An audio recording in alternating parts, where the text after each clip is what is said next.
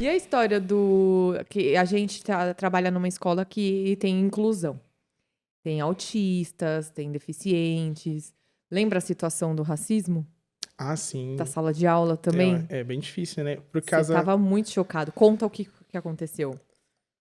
Comentando um pouco sobre isso, é muito difícil você ter tem os graus, né, específicos, né, do autismo. E tem algumas situações específicas que a gente tenta controlar do melhor jeito possível, mas quando o dano está feito, já foi. Uhum. Então, é um aluno que é bem complicado de lidar, às vezes, na sala de aula, né? É Assim, bem intenso é as bem coisas com intenso.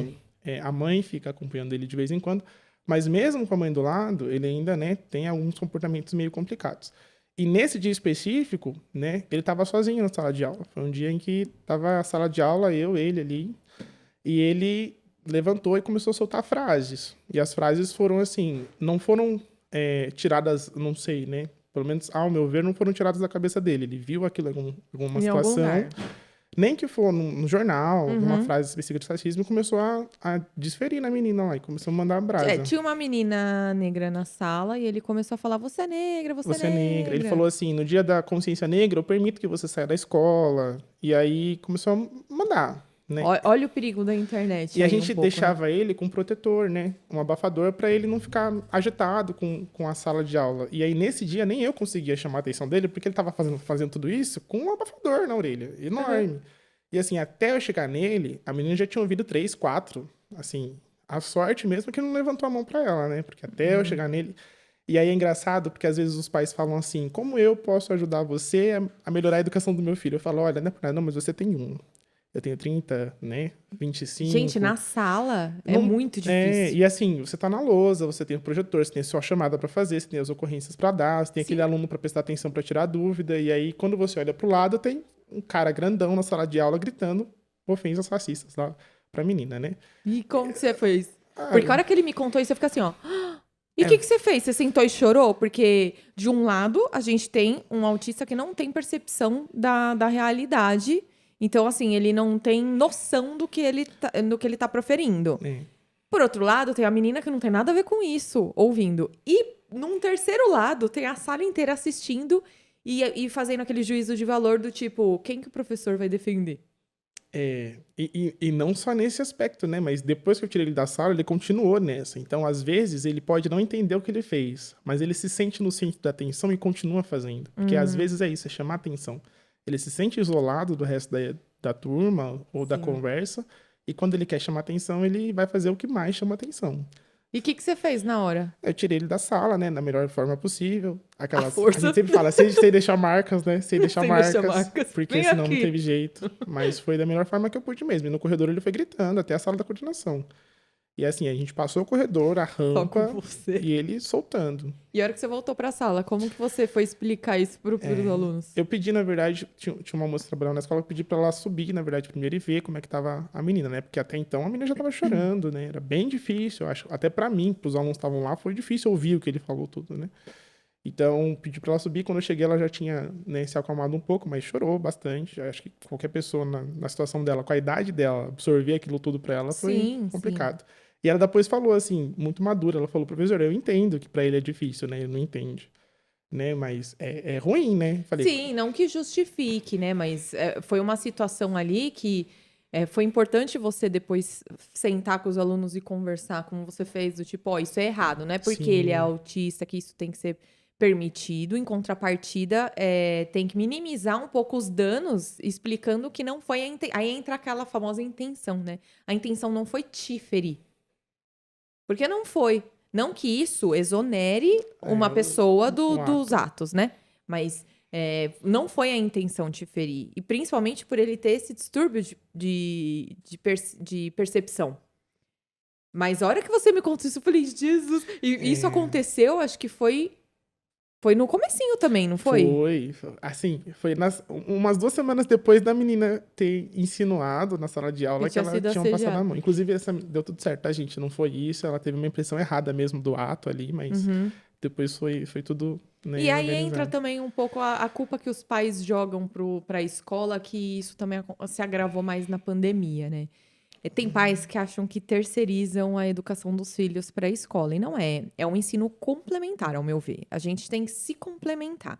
Na escola, não adianta nada a criança ter acesso à teoria, se chega na casa, ela não tem a prática de É, alguns valores sociais. A gente não tá falando de matéria, porque dificilmente em casa os pais sentam para estudar junto, mas eu digo os valores sociais, a disciplina. Eu acho que a criança ela vem da escola com uma bagagem que se ela não vê os pais, que são os maiores exemplos dela praticando, aquilo cai por terra. com certeza. E na pandemia, quando os pais precisaram lidar com a falta de disciplina, com a falta de educação social, que eu digo, com a preguiça e com a competição de estímulos, eu acho que eles sentiram na pele o valor que tem um bom professor.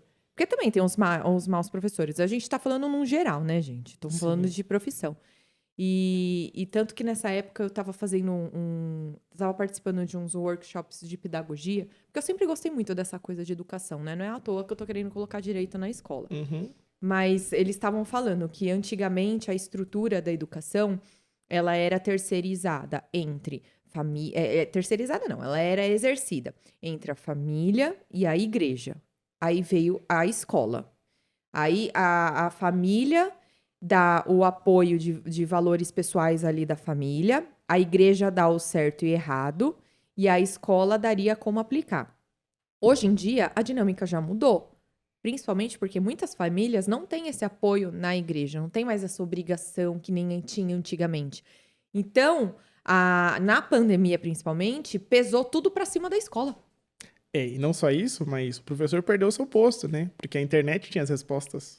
Então, assim, vai pelo fácil. E é esse o problema, é ir pelo fácil. Eu acho que a dificuldade que a gente teve naquela época de correr atrás do que a gente precisava saber, que a gente queria saber, de procurar um profissional e tudo mais, ele tendo hoje em dia, né, um acesso muito fácil a informações diversas, erradas, certas, não importa, eles se sentem profissionais no assunto. Uhum. Então, assim, para eles, principalmente para as pessoas que são mais abastadas, eu acho, não sei, é a minha visão. Mas quando vem muito fácil a situação, eles podem conseguir quando eles quiserem. E aí, né, não tem o processo de conquista. E aí isso se perde. E o processo de conquista é o que a gente vê na escola, na sala de aula. Tanto que, por exemplo, quando você chegou com as dificuldades, né, que a gente conversava bastante, com as dificuldades de aluno na sala de aula. Então, o aluno conversa pra caramba, o aluno não presta atenção. E aí, por exemplo, eu tinha muito isso com uma sala de matemática e eles eram totalmente, assim, né, opostos à ideia de aprendizado mesmo. Não era nem a ideia de estudar. Era o processo que era difícil pra eles. E aí, um dia eu cheguei pra eles, sentei todos no chão e comecei. Falei, olha, gente, não é pra nada, não, mas por que é difícil? Ah, porque eu não sei. Eu falei, mas esse não é o primeiro passo? Porque se você souber, o que eu tô Que você tá fazendo aqui? fazendo aqui? Eu sou professor, eu tô aqui porque você não sabe. Então, muitos alunos, eles, antes de tentar ser aluno, ou tentar ser o filho perfeito ou tudo mais, eles esquecem que as coisas que eles não sabem é o ponto de start para eles aprenderem. Sim. Eles querem saber, porque o Google diz na hora, então eles já sabem. É muito simples. O processo de conquista se perdeu. E é nisso aí, na pandemia, que eu acho que o professor perdeu um pouco o seu posto. Porque aí mais Perde fácil, um pouco né? a mão, né? Eles estão em casa para fazer as coisas, você não tá junto. O que tem é uma vantagem da escola presencial, né? No sistema normal físico, porque tem o homeschooling, que aí é um outro papo muito longo. Mas eu já admirava a função do professor. Depois de ir para dentro de uma sala de aula, eu falo isso e eu repito quantas vezes for necessário. Eu admiro muito mais vocês, porque além da empatia, é uma coisa difícil, porque assim, somos seres humanos também. Então, às vezes, que nem já aconteceu de eu chegar pro Lucas na sala dos professores e falar assim: meu, eu tô no olho do furacão da minha vida pessoal. Eu não vou ter paciência para dar tal aula que eu tinha planejado hoje, que precisava de toda a atenção do mundo. Vamos unir as salas? Vamos. E aí a gente, ajudou. mas nesse dia eu acho que a gente cansou mais ainda, né? Cansou. Porque a gente tinha um projeto pra fazer junto e era um projeto super bacana. E aí, quando juntou as salas, a gente se empenhou, porque você ficou lá, já amarrou o cabelo, já apertou os alunos pra tirar foto. Então, porque eu achei que a gente ia juntar e ia falar, faz aí. Só que não, aí que a gente quis fazer mesmo. Nossa, porque eles se interessaram, né? Parece que as equipes ali que já tinham montado os projetos, nossa, se Sim. empenharam super nas fotos ali. E você que já tem mais conhecimento, né? Mandou brasa. Pra quem não tá entendendo, eu tava dando aula de eletiva de marketing digital E e eu o de Lucas de fotografia. fotografia. Meu, foi muito incrível juntar. E aí, de uma dificuldade, nasceu uma solução, porque eu saí de lá renovada. Sim. É engraçado, mas tem dia que eu chegava super empolgada e saía de lá sem voz. Acabada. E é assim, a gente nunca sabe, é como se fosse uma guerra, a gente não sabe quem ganha. E não só isso, mas ver a beleza nisso, às vezes, é importante, porque eu vejo muitos professores desistindo da carreira, assim, não, porque eu não quero mais isso, porque é difícil, porque ninguém respeita. Tem a parte difícil, mas toda vez que o aluno chega e fala obrigado, ou manda uma cartinha e fala, professor, já me ajudou muito aqui nessa questão, ou professor, passei no vestibular, ou fiz aquilo que eu queria, fui fazer intercâmbio, consegui. Tem uma aluninha do inglês que eu dei aula lá muitos anos atrás, que às vezes me manda mensagem no Instagram, fala assim, ó, professor, hoje eu sou, né, fluente, olha, foi você que me mostrou esse caminho do inglês.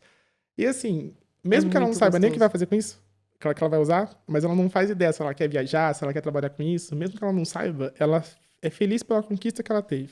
E todo mundo teve um professor que marcou na vida. É Ah, com gostoso certeza. a gente saber que construiu. Não que construiu, a gente colaborou para a construção de uma vida, de um pensamento, de um valor social. Eu já tinha um pouquinho de gostinho disso no canal, né? É muito gostoso ver os comentários do pessoal. Putz, agora. E assim, é adulto que já tá no mercado de trabalho tomando na cara. Agora, finalmente, eu entendi o que é o cálculo do aviso prévio proporcional, por exemplo. Aí você fala, puta, que gostoso. Assim, ai, pro, eu usei seu vídeo de regime. Me chamavam de pro já no YouTube. Eu usei seu vídeo de regime de bens para estudar para prova, porque tinha retomado a faculdade de Direito depois de muitos anos. E eu não falo com juridiquês. Então eu já sentia esse gostinho. Isso que você tá falando, eu compactuo com A parte você. boa. Mas a parte difícil é muito grande. E os desafios, e é mais ou menos isso que me fez existir, por exemplo, de engenharia. Porque na época da Mercedes, né, era isso. Você vai fazer engenharia porque é o que dá dinheiro hoje em dia. É mentira, tem muito dinheiro no mercado, né? Parem de fazer engenharia, pelo amor de Deus. Eu vi muito engenheiro hoje em dia trabalhando em administração, por exemplo. Porque a área é muito competitiva, tem muita gente, enfim. Mas nessa época era assim, meus pais queriam que eu fizesse engenharia. E aí eu omiti deles que eu tinha passado em engenharia e fui para física. Então eu passei na faculdade lá específica, Como assim? né? Eles acharam que você estava fazendo engenharia? Não, eles acharam que eu não tinha passado em engenharia, né? Ah, olha, como que é o nome da sua mãe e do seu pai? Ah, o Edson e Elisângela. O Watson e a Elisângela? Edson, Edson. Nossa, eu isso. ouvi o Watson, a louca. Edson e Elisângela. Vocês estão ouvindo, né? Mas eu passei em uma diferente da que eles esperavam, né? Então, assim, no Tô SISU, tentando por adivinhar. exemplo, mesmo que aparecesse, né? Eu procurei as faculdades lá específicas que tinham os cursos que eu queria. Então, quando Para, né, Lu? Você fez física na Unifesp. Não, é uma puta faculdade. Se não a melhor, é uma das Uma melhores. licenciatura, a licenciatura é maravilhosa, né? Ainda mais com o prédio novo que eles têm agora,